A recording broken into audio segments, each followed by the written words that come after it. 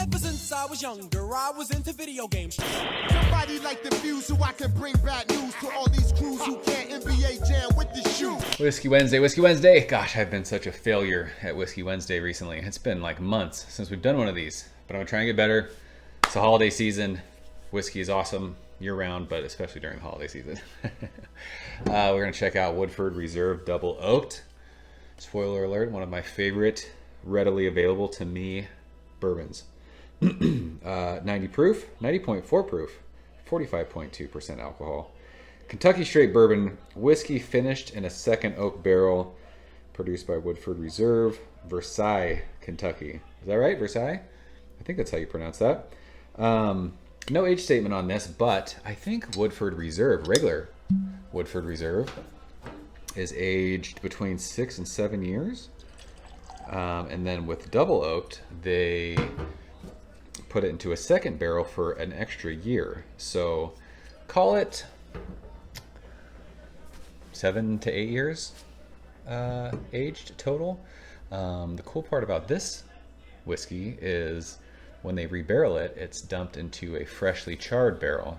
I think they were like one of the first to do that. I don't know if that's true, but I think they were one of the first to do that. I think when people before that were doing second barrels, they were dumping aged whiskey into barrels that were already used.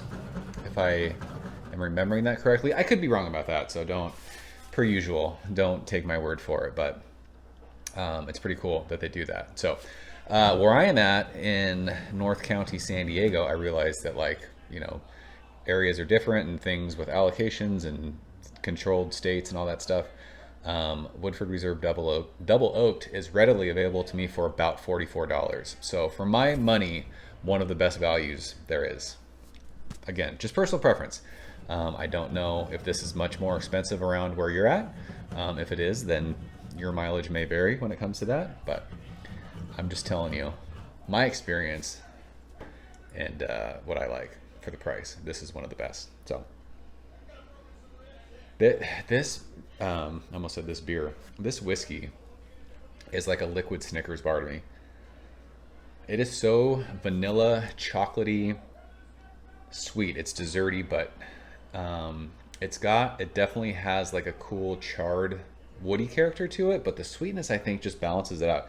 I have noticed over the last 2 years, and I've mentioned this in other videos, I have found, me personally, I don't like super aged whiskeys.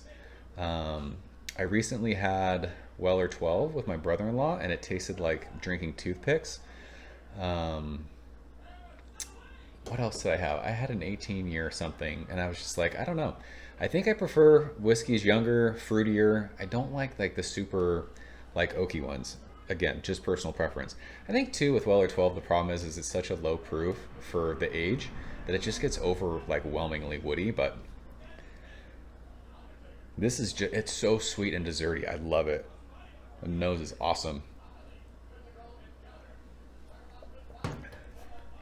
I will say with my preference, 90 proof is quite low for what I like these days. But this is just so desserty. I love it. I think this drinks above its proof. And I say that just because it feels like it's oily, it's mouth coating, and it's very flavorful for being a 90 proof whiskey.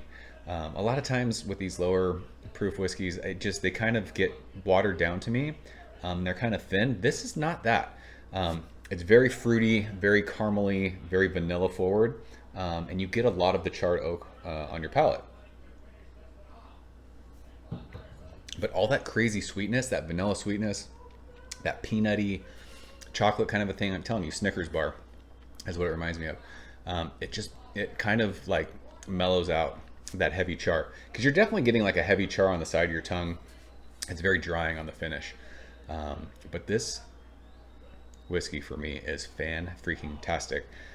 This is probably one of the lowest bottles I have as far as what I drink.